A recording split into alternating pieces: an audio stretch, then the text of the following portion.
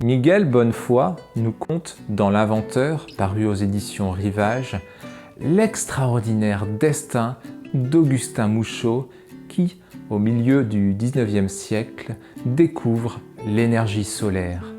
Augustin Mouchot, né le 7 avril 1825 à Semur en Auxois, dans l'atelier de serrurerie de son père Saturnin.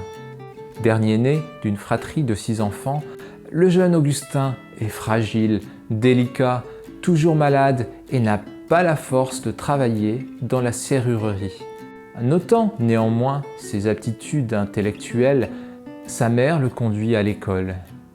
Après une scolarité sans passion et quelques nouvelles maladies, il décroche le bac et devient professeur de mathématiques.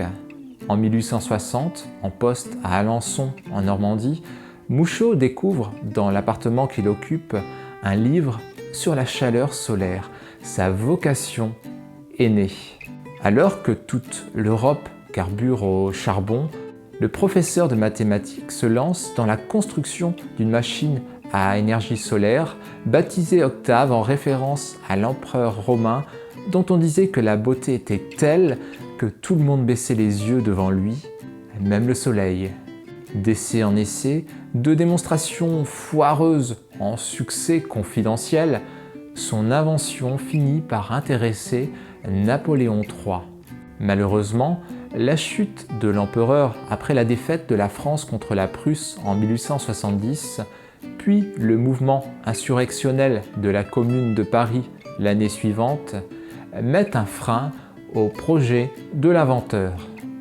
Mouchot embarque alors pour l'Algérie afin de peaufiner son invention et fait sensation lors de l'exposition universelle de Paris en 1878 en fabriquant un bloc de glace avec la chaleur du soleil.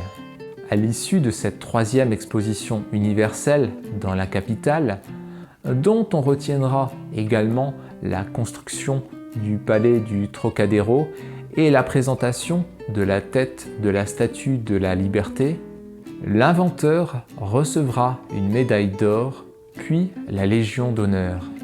L'avenir d'Augustin Mouchot semble alors radieux, mais la trahison d'Albert Piffre, son plus proche collaborateur, et la concurrence du charbon ont raison de son invention.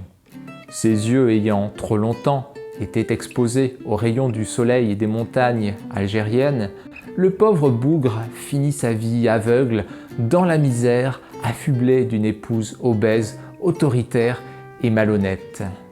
Avec la verve savoureuse qu'on lui connaît, Miguel Bonnefoy livre dans ce roman l'éblouissant portrait d'un génie oublié qui, tel Icare, s'est brûlé les ailes à trop vouloir s'approcher du soleil.